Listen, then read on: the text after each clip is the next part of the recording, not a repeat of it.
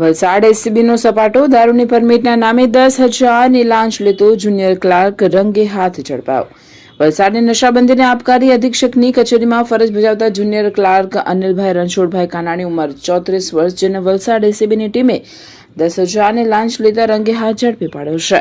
એસીબીને સચોટ માહિતી મળી હતી કે નશાબંધી કચેરીના કર્મચારીઓ દારૂની પરમિટ મંજૂર કરવાના બહાને અરજદારો પાસેથી 5,000થી 10,000 સુધીની લાંચની માંગણી કરે છે.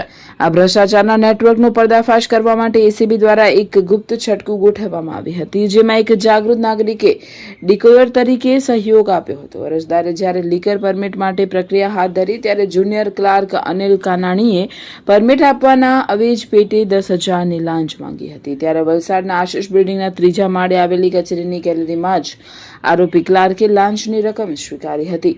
તે નાણાં ખિસ્સામાં મૂકે તે પહેલા જ વોચમાં ગોઠવાયેલી એસીબીની ટીમે ત્રાટકીને તેને દબોચી લીધો હતો અને લાંચની પૂરેપૂરી રકમ રિકવર કરી લીધી હતી.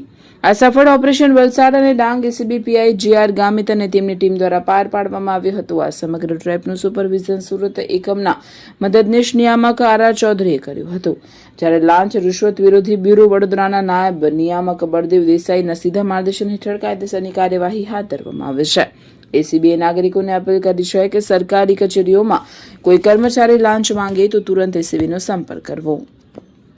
અમારી લાઈવ ન્યૂઝ 24 ચેનલને સબસ્ક્રાઇબ કરો.